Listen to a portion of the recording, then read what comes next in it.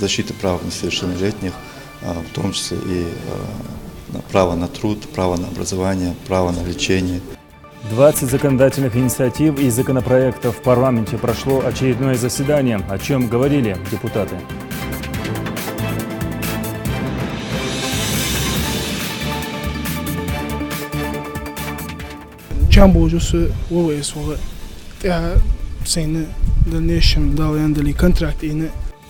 Музыка, лезгинка и пожелание удачной службы. Более 20 новобранцев отправились в армию. Осенняя призывная кампания продолжается.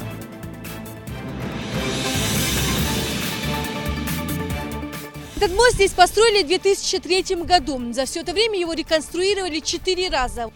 С риском для жизни жители села Галашки обеспокоены состоянием моста через реку Аса. Реконструкция переправы необходима.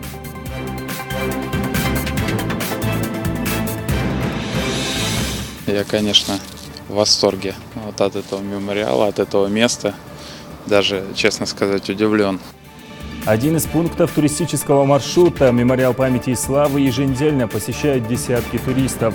О впечатлениях гостей в выпуске.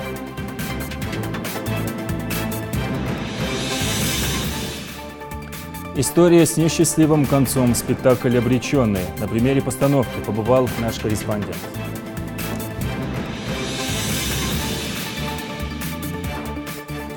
На телеканале «Ингушетия» информационная программа «Новости 24». Здравствуйте. 20 законодательных инициатив и столько же законопроектов рассмотрели народные избранники на очередном заседании. Обсуждались инициативы о собраниях, митингах, демонстрациях, шествиях и пикетированиях на территории республики. Также о деятельности, связанной с перевозкой несовершеннолетних, самовольно ушедших из семей, детских домов, школ и интернатов. Комитет по государственному строительству и законодательству представил несколько законопроектов, в том числе закон о комиссиях по делам несовершеннолетних и защите их прав. Данный закон предполагает расписание именно вот этих полномочий в части защиты прав несовершеннолетних, в том числе и право на труд, право на образование, право на лечение. И также предполагает закон это ресоциализация несовершеннолетних, которые находились в уголовно-исполнительных учреждениях или находятся в уголовно-исполнительных учреждениях. Также посещение этими комиссиями, право дается комиссиям посещения уголовно-исполнительного учреждения в любом субъекте. 14 ноября – особая дата для тех, кто пережил депортацию. В этот день репрессии народов были официально признаны незаконными и несправедливыми. Это произошло 28 лет назад на первом съезде народных депутатов СССР. Историческая справка в материале Хади Добриевой. 14 ноября 1989 год. Этот день навсегда вошел в историю Ингушетии и ряда других республик Советского Союза как один из самых значимых. Именно тогда решением Верховного Совета СССР была принята декларация о признании незаконными репрессивных актов против народов, подвергшихся насильственному переселению. Для ингушского народа, так же как и для всех репрессированных народов, эта декларация явилась отправной точкой в процессе их политической и правовой реабилитации. Реабилитация с точки зрения права – это восстановление нарушенных прав, попранных прав, будь то человека, сообщества.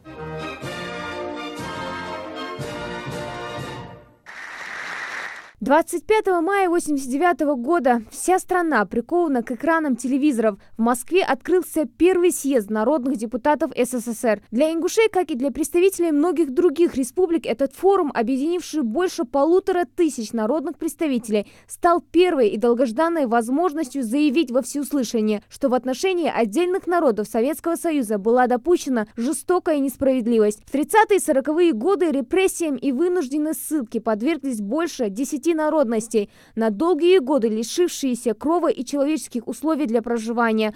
Этот вопрос до сих пор не был решен, и съезд, на котором решалась дальнейшая судьба всей страны, не мог обойти его стороной. Большую роль в этом процессе принадлежит и усилиям депутатов от ингушских районов Чечен и Ингушетии. В частности, выступление на первом съезде народных депутатов тогдашнего депутата Верховного Совета СССР от Чечен и Ингушетии Хамзата Фаргиева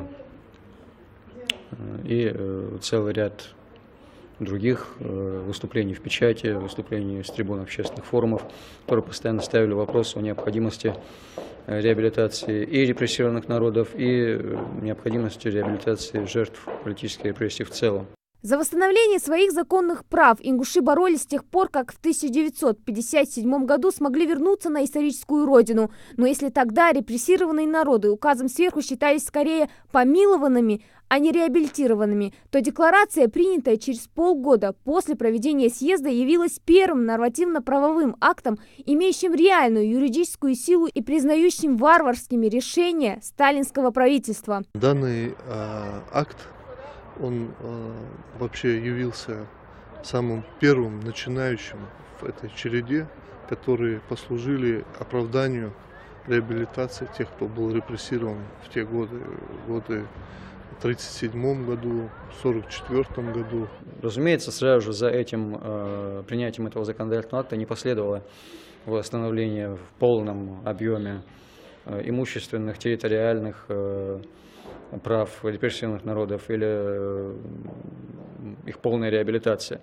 Это событие, принятие этой декларации, имело огромную важность в том плане, что впервые на государственном уровне преступные акты в отношении целых народов были признаны преступными. Боль души целого народа в последующем поднимали и озвучивали на собраниях Верховного Совета СССР многие выходцы из ингушского народа. Учителя, механизаторы и писатели – все они становятся настоящими народными лидерами, смысл жизни которых – борьба за справедливость. Это была настоящая борьба за свои попранные права, объединившая сотни тысяч людей. И продолжалась она вплоть до 1991 года, когда, наконец, страна увидела закон о реабилитации репрессированных народов. Этот документ прямо вытекал из духа и буквы Декларации о реабилитации жертв политических репрессий. Усилия нашего народа в любом случае привели бы к восстановлению справедливости в отношении нашего народа, но насколько, например, во временном срезе, за какой промежуток времени удалось бы решить вопрос восстановления государственности, это большой вопрос. Не будь этой декларации, очевидно, не было бы и последующем принятия закона о реабилитации репрессированных народов. Не будь принятия этого закона, очевидно, не было бы и создания Ингушской республики. Не будь формирования, воссоздания ингушской государственности, разумеется, не было бы и нашего сегодняшнего дня в том виде, в каком мы его сегодня видим. А сохранить и приумножить все это, конечно же, задача нашего поколения. Ведь не дорожить тем, что с таким трудом добывали целые поколения, наши отцы, деды и прадеды, мы просто не имеем права. Хади Добрива, Тимур Карахоев, Новости 24. Более 20 призывников отправились сегодня служить в армию. Осенняя призывная кампания продолжится до конца декабря. За это время ряды вооруженных сил страны пополнят 200 молодых людей из Ингушетии. Проводы призывников по традиции проходят весело. Музыка, лезгинка и пожелания удачной службы неизбежны. Материал Юсупа Гелисханова. Со строгой армейской выправкой и в новой военной форме ингушские призывники выстроились на плацу военного комиссариата. В этом ряду и 19-летний Солех Дасхоев. Он с детства мечтал стать военным и после окончания школы с выбором будущей профессии долго не задумывался. Солех, как и его товарищи, намерен достойно отслужить в армии, а после продолжить службу по контракту, а пока едет в Тверскую область. В ближайшие 12 месяцев ему предстоит служить в военно-воздушных силах. Служить здесь, что это было, чего это было, чего вес. فو موخو خاصني ضعوا تحي ديلور بي جويس كده أتاخي تجي جامبو جوس وويس وغ سين دالنيشم داليندلي контракт ине. Что же касается багажа, то у призывника он весьма скромный. Будущий рядовой Дасхоев с собой берет лишь ручную кладь. Дорогу берет солдат. Зубную щетку, станки, тапочки, униформа зимняя, полотенце и все. В общем, все самое необходимое в дороге, да? Да. Провожают единственного сына самые родные люди, мама и сестра. Новобранцу желают хорошей дороги и удачной службы. Надеются, это время пролетит незаметно.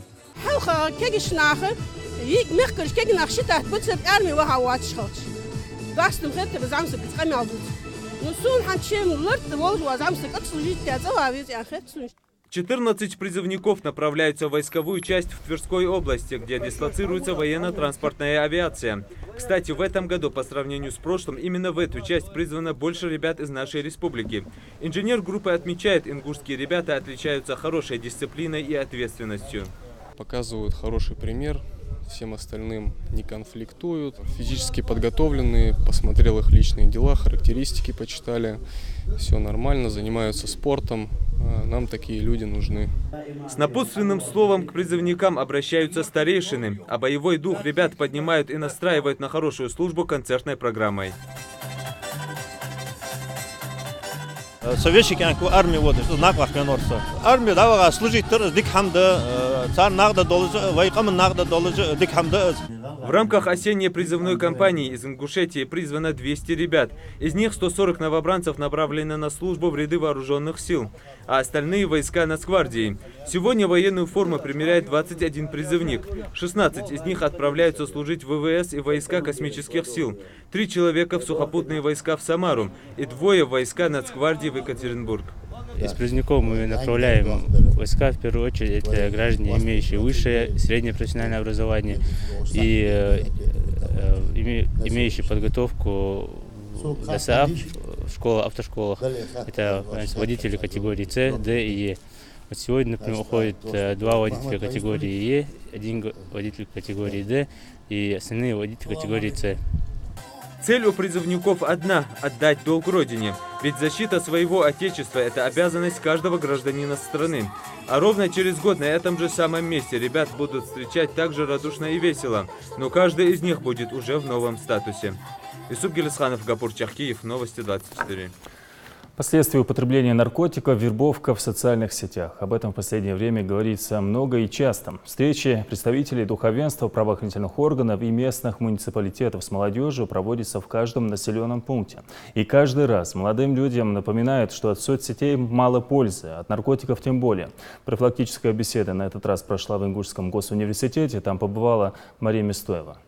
Вырасти достойными представителями своего народа – вот главная задача сегодняшней молодежи. А для этого нужно приложить массу усилий. Хорошая учеба, правильное воспитание и вовремя привитые моральные ценности. И, конечно, важно оградить молодежь от негативного влияния и опрометчивых поступков.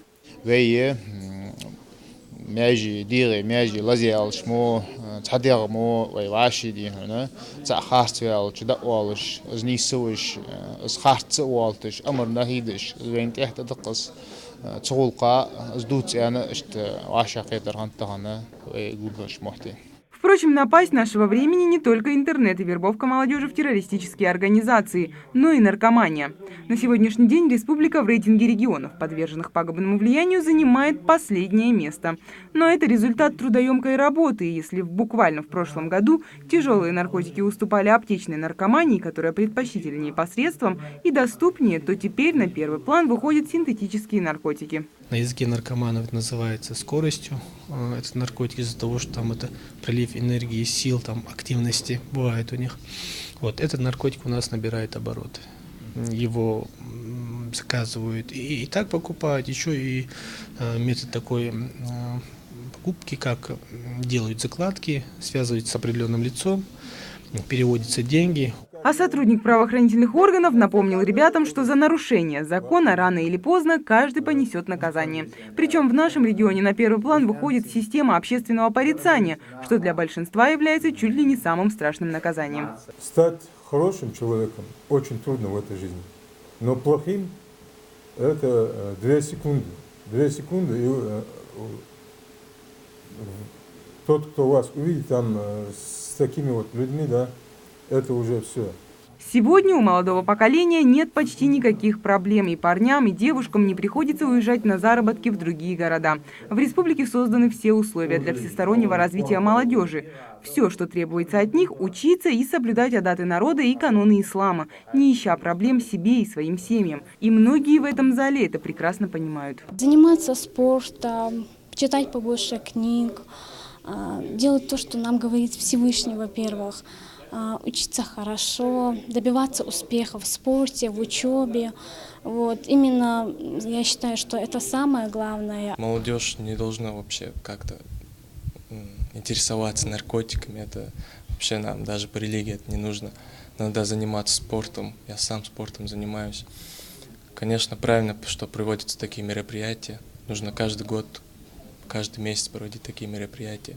Профилактика, беседы, лекции – все это действенные меры. Но если и каждый молодой человек не проявит силу воли и милосердия к родителям, то все меры, которые принимаются взрослыми, окажутся бесполезными. Мария Мистоева, Рахман Суров, Новости 24. А иногда соцсети, если уметь ими правильно пользоваться, могут стать посредником между властью и народом. Например, жители села Галашки обратились к муниципальным органам именно посредством интернета. Они поделились своей проблемой. Люди просят отремонтировать мост через реку Асы. По их словам, переправа может не выдержать еще один паводковый сезон. Репортаж Инны Цычуевой. На свой страх и риск через этот мост каждый день проезжают десятки машин. Другого пути попасть на тот берег у местных жителей просто нет. Иной раз после сильных дождей уровень воды здесь поднимается до 2 метров. А бурное течение реки Аса не раз смывало все построенные ограждения. В 2002 году после сильного наводнения мост был полностью разрушен и не подлежал восстановлению. На его месте позже возвели новый. Этот мост здесь построили в 2003 году. За все это время его реконструировали 4 раза. Вот совсем недавно местные власти здесь установили бетонные ограждения, но, как мы видим, паводки в очередной раз их смыли. Местные жители в который раз бьют тревогу. Со своей проблемой они поделились через социальные сети.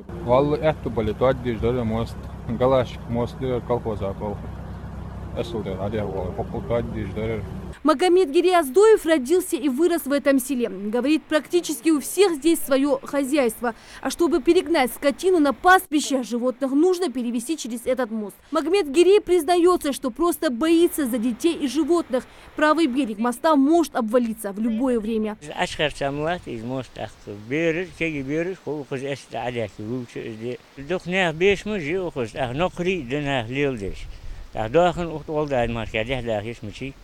يفتمل داخل وقزادح داخل شو خوز وسك بيسن نيس وسيش عشر ماشين عشر جوز متجي أخسخها سبعة تصدق شلي وتشات وعشت ضد مشت تسدي. Местные власти обещают, проблему решат уже в ближайшее время. Есть договоренность с организацией «Дорога». Скоро сюда пригонят тяжелую технику и весь обрушившийся правый берег заполнит камнями. Помимо прочего, в планах масштабная реконструкция моста.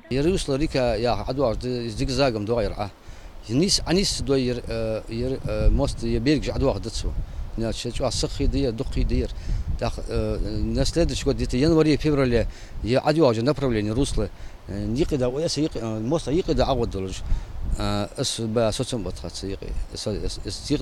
Берег смог отдать. Так или иначе, местных жителей успокаивает, что близится холода, а в зимний сезон паводков практически не бывает. И Аса не поднимается. Но если до весны здесь не проведут капитальную реконструкцию, такая картина вполне может повториться вновь. Инна Цычуева, Адам Далаков, Новости 24. Масштабные работы по ремонту дорог и подземных коммуникаций развернулись в центральной части Назрани. В общей сложности местные власти планируют благоустроить 26 улиц. На одной из них, Светлой, работы уже завершены. Там проложили асфальт, канализацию и заменили водопроводные сети. Слово Залине Могушковой. По асфальтированной дороге теперь можно спокойно кататься. Как правило, именно вечером детей на улице Светлая становится намного больше. После школы ребята собираются, чтобы покататься на велосипедах и роликах. Таким положительным изменениям жители очень рады и даже называют Светлую улицу идеальной. На сегодняшний день, я смотрю, все здесь есть. Освещение есть, вода есть, дороги есть, канализация есть. Большое спасибо, кто занимался этим. Благоустройство улицы включало в себя не только асфальтирование, но и замену водопроводных труб. Как раз эта проблема и была самой актуальной для большей части жителей улицы. Изношенные трубы постоянно прорывались. Теперь под асфальтом лежат пластиковые трубы высшего качества со сроком эксплуатации 50 лет. У нас не одна улица, это улица Тискиева, улица Куркиева, улица Западная, улица Лермонтова. Очень много улиц на сегодняшний день благоустраиваются по городу Назрань. И я думаю, что до конца месяца такие работы еще будут продолжаться. Те улицы, которые мы не успеем до конца 2017 года, мы планируем их завершить начало 2018 года. Пару дней назад строительные работы начались и на соседней улице Татарская. Свежий асфальт в толщину 7 сантиметров еще не успел остыть. Рабочим предстоит заасфальтировать около 350 метров.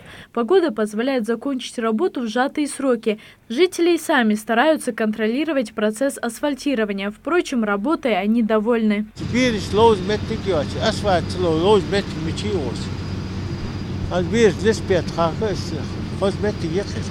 Всего в центральном округе города Назань одновременно ведется благоустройство 26 улиц. На 8 из них уже завершены работы. Ранее эти улицы полностью или частично были асфальтированы. Однако после строительных работ по прокладке канализации снова нуждались в ремонте. Бригады асфальтируют каждую улицу в течение 2 недель. Залина Могушкова, Хаваш Гойгов, Новости 24. Мировая общественность отмечала сегодня День борьбы с диабетом. Во всех странах в этот день проводятся различные акции в целях предупредить людей о последствиях нерадивого отношения к этой болезни. Лечить сахарный диабет жителям Ингушетии стало проще с тех пор, как в регионе открыли эндокринологический диспансер.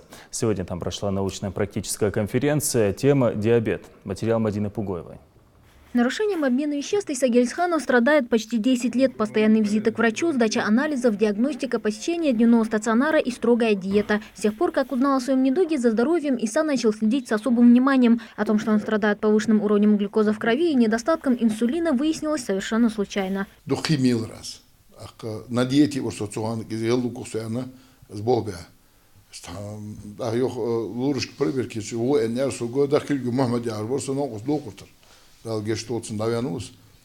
признаки сахара и сахарной проверки. Отходят амбулаторию, от проверки 18-19 сахара. Таких пациентов в эндокринологическом диспансере числится около 6 тысяч, причем 85 из них – это дети. А потому профилактикой эндокринных заболеваний стоит заняться и молодому поколению, напоминают медики. Учитывая местный менталитет и нежелание пациентов вовремя обращаться к врачам, руководство медицинского учреждения стало чаще проводить профилактические акции и мероприятия. Здесь же на базе диспансера открыли и необычную школу диабета. Мы обучаем их, как подсчитывать хлеб на единицы, как поступать при гипогликемических состояниях. Мы обучаем их, как правильно подкалывать дети, которые находятся на инсулинотерапии при диабете 2 типа. И как правильно принимать лекарства вовремя. Впрочем, учатся на базе эндокринологического диспансера не только пациенты, но и сами врачи. Во Всемирный день борьбы с сахарным диабетом медики решили провести научно-практическую конференцию, пригласив для участия в ней и коллег из Ставрополя. О комбинированной терапии этого заболевания и так называемой клинической инерции собравшимся рассказала кандидат медицинских наук Елена Андреева. Возможность для ранней комбинированной терапии в цели улучшения сохранности массы бета-клетки поджелудочной железы. Вот почему необходима комбинированная своевременная терапия. Так далее. Возможность использовать, посмотрите, даже минимальные дозы отдельных препаратов, чтобы свести к минимуму побочные именно эффекты. Эндокринология и сахарный диабет. Как правильно подобрать лечение и с какими трудностями приходится сталкиваться медикам. Об этом участникам конференции еще предстоит узнать. Ведущий научный сотрудник Института диабета Ивона Ярек-Мартынова уверена, главное в подборе консервативного лечения – это комплексная диагностика и индивидуальный подход к каждому пациенту. Назначаемую терапию с точки зрения пользы для пациента, достижения как можно более хорошего для данного пациента уровня сахара, но и в то же время такой принцип, как не навреди, который во всей медицине существует, и в этом случае тоже рассматривается, то есть осложнения от данного вида препаратов или комбинаций препаратов тоже должны учитываться. Многолетний опыт работы коллег из Ставрополя для ингушских эндокринологов станет хорошим подспорьем, уверены организаторы мероприятия. Впрочем, и гостям есть чему поучиться у наших врачей. Такой обмен опытом, безусловно, позволит улучшить эффективность борьбы с сахарным диабетом. Применение новой методики, применение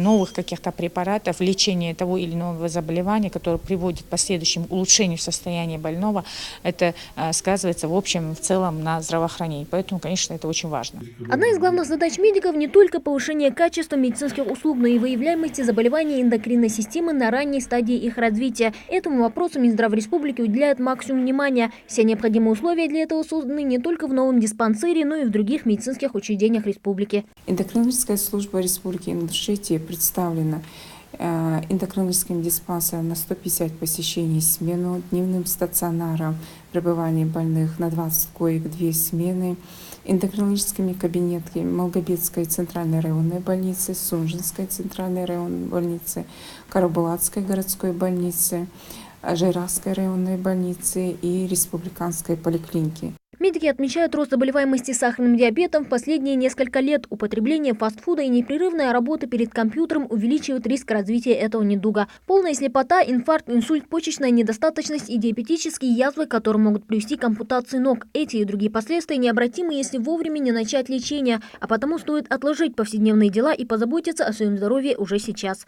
Мадина Пугоева, Рамазан Миржоев, Новости 24.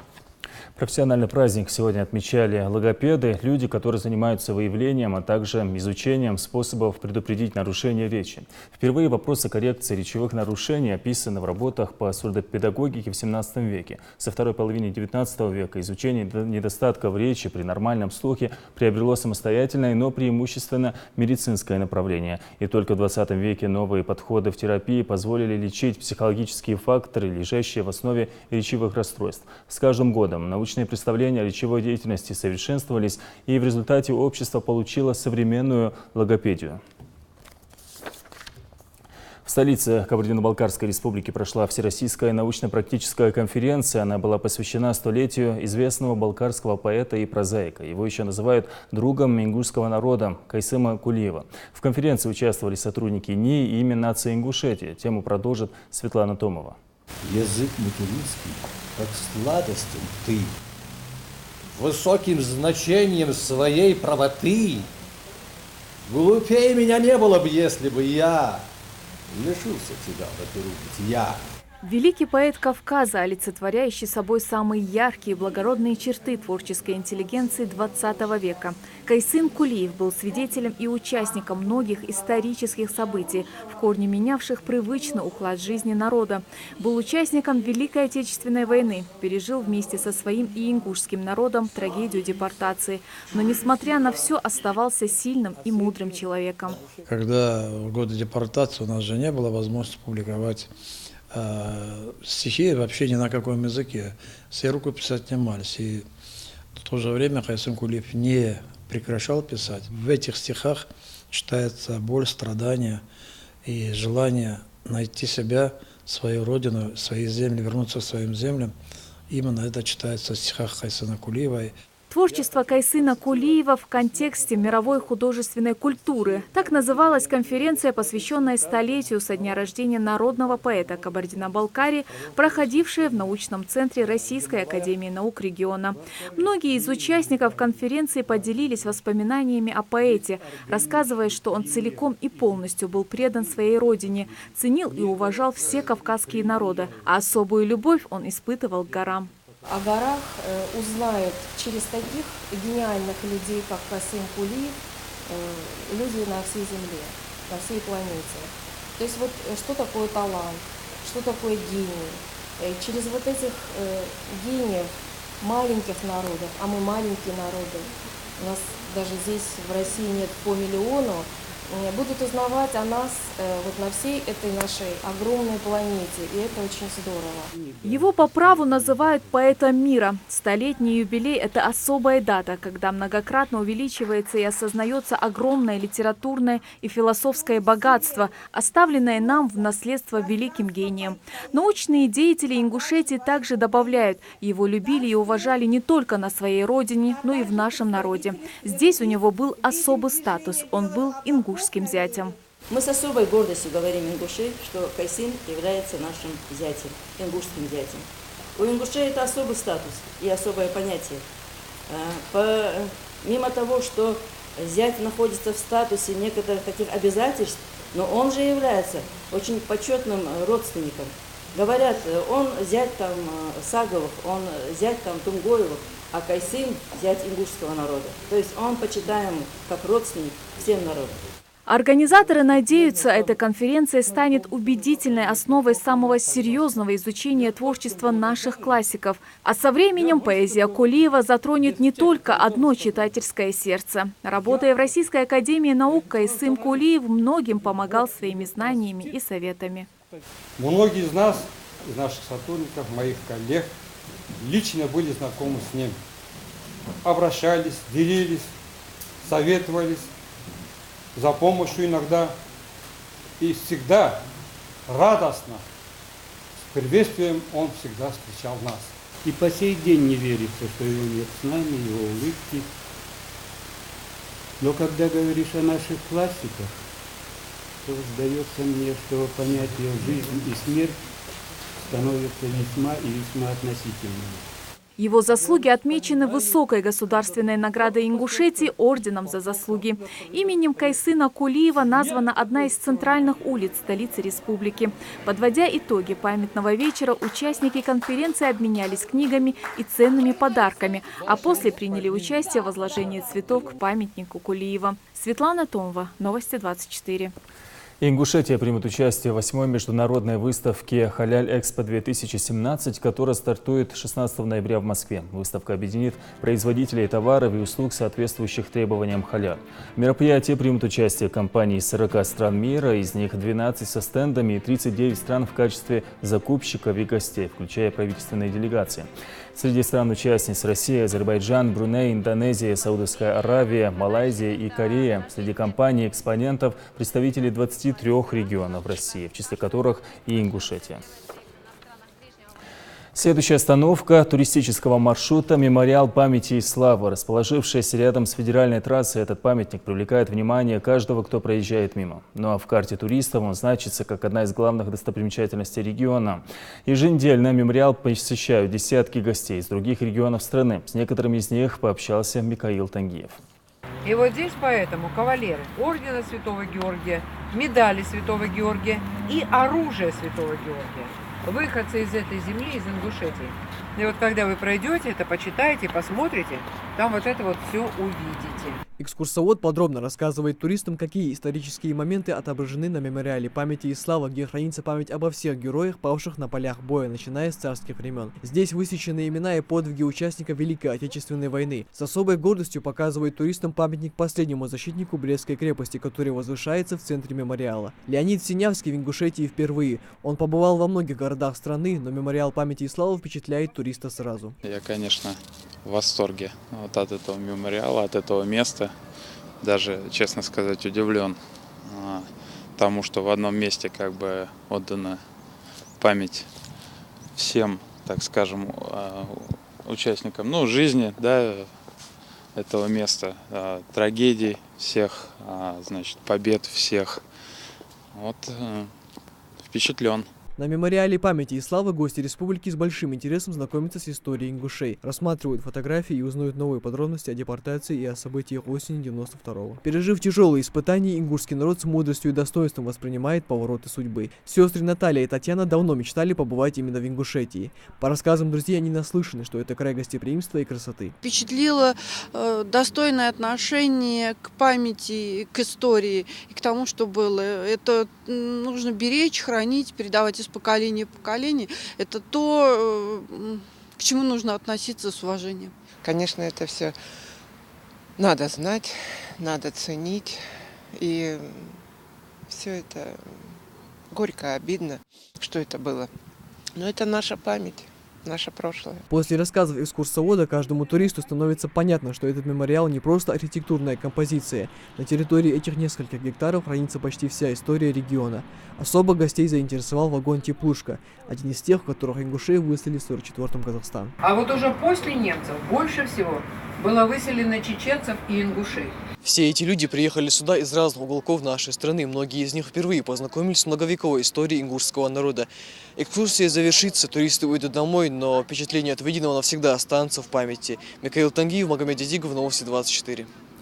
Школьники могут стать участниками первой всероссийской онлайн-олимпиады по финансовой грамотности. Регистрация участников проходит на официальном портале olimpiada.ru. На сайте также есть раздел для учителей с различными учебно-методическими материалами, типовыми заданиями и решениями олимпиады. Отметим, что первые 100 зарегистрировавшихся участников получат доступ к онлайн-ресурсу «Финзнайка», который поможет подготовиться к олимпиаде и повысить шансы на победу. Как сообщают организаторы, олимпиада проводится в ноябре-декабре в заочной форме среди учащихся 5 и 11 классов. Все участники получат сертификаты. Забегая вперед, отмечу, что у этой истории нет счастливого конца. Сюжет уж сильно переплетается с реальными случаями. В музыкально-драматическом театре состоялась премьера спектакля «Обреченные». Зрители следили за судьбой молодого человека, оказавшегося во власти смертоносного пристрастия к наркотикам. Материал Даны Плиевой. Если мне сомнения тяжелы, я у нее одной прошу ответа. Жизнь, полная красок и любви для молодого парня по имени Берт, обрывается из-за опасной и разрушительной зависимости и неумения выбирать друзей, один из которых и подсаживает его на смертельную отраву.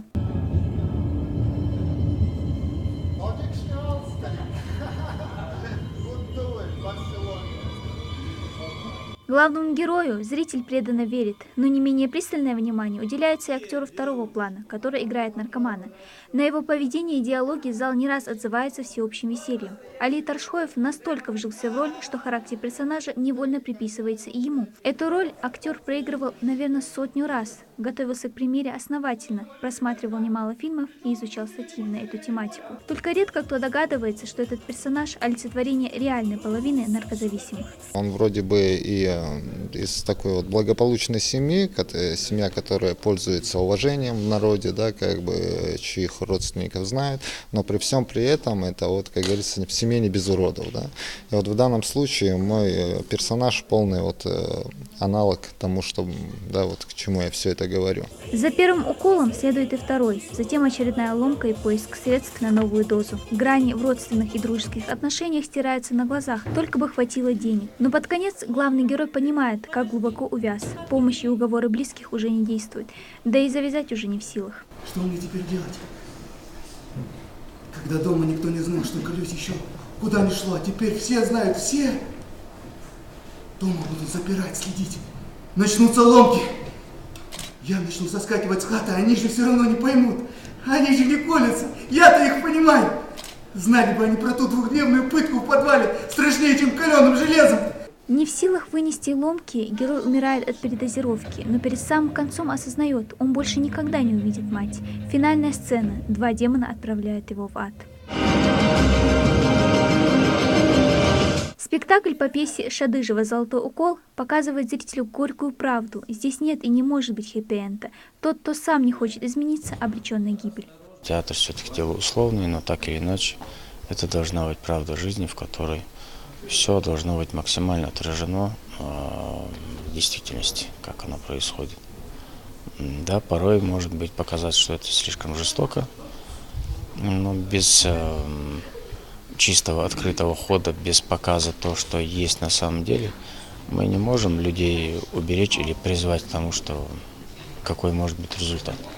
Жизнь без прикрас, где человек сам творит свою судьбу. Еще одна мораль постановки.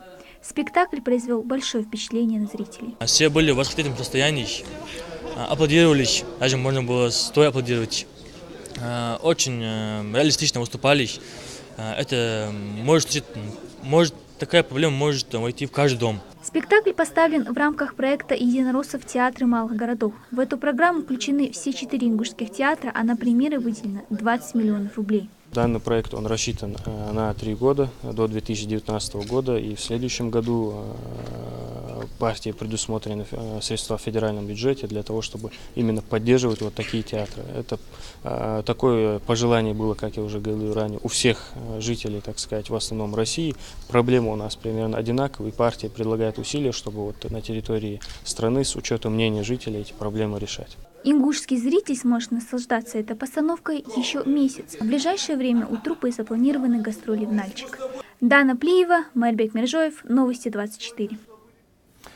Это были все новости на сегодня. Увидимся завтра в 21 час. Всего доброго.